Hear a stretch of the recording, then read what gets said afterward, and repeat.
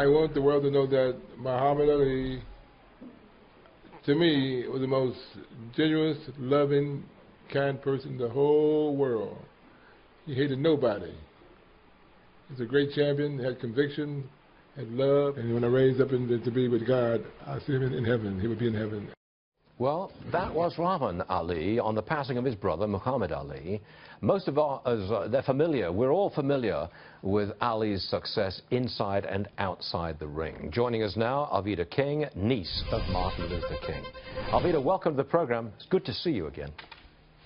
Thank you, Varney, you and all the viewers. Hello, everybody. I like the way you call me Varney. Now, wait a second.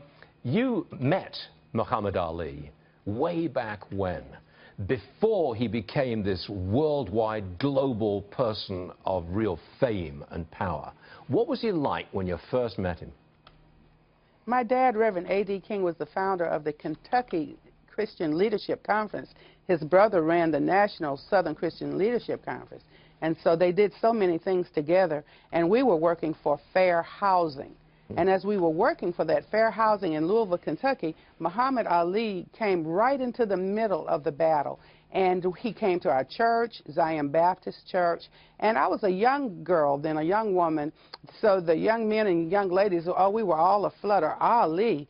But what was most impressive about him, his humility. Now in the ring, float like a butterfly, sting like a bee. I'm the greatest boxer.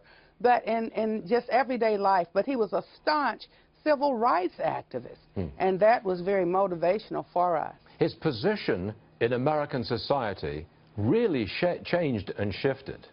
I mean, the way people thought about him, or many people thought about him in the 1960s and very early 70s, was completely different from the way they thought about him when he lit the Olympic torch, the Olympic flame, in the 1990s. It was a real shift. Absolutely, and he lived through all of those decades. He was a conscientious objector of the war, but that did not mean he did not love America. He absolutely loved all people. He loved America, and that came through with his messages through the decades. And so we remember him not only as Muhammad Ali. When I met him, he was Cassius Clay, but a very gracious man, powerful man, incredibly intelligent. I mean, how could he talk and give all those quips and things and still land those punches? And so he was a very compassionate man.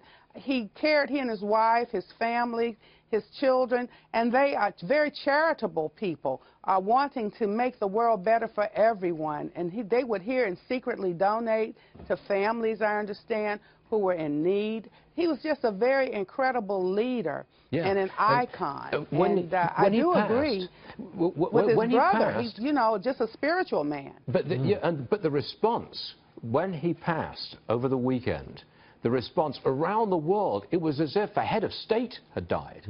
He was a very wonderful statesman, great statesman.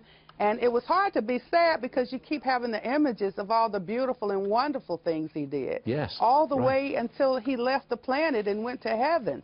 Just a remarkable, humble, powerful, strong, loving person. He loved America. He loved humanity. He really loved children. I just remember as a young lady and meeting Muhammad Ali, Cassius Clay, and he came to our church. It was so exciting. I just think he was a magnificent human being, and that's the way I shall remember him. Alveda, thank you so much for being with us. We appreciate it, and I'm sure we'll see you at the funeral, I believe, on Friday. We'll see you then. Thanks, well, Alveda. I'll be in prayer.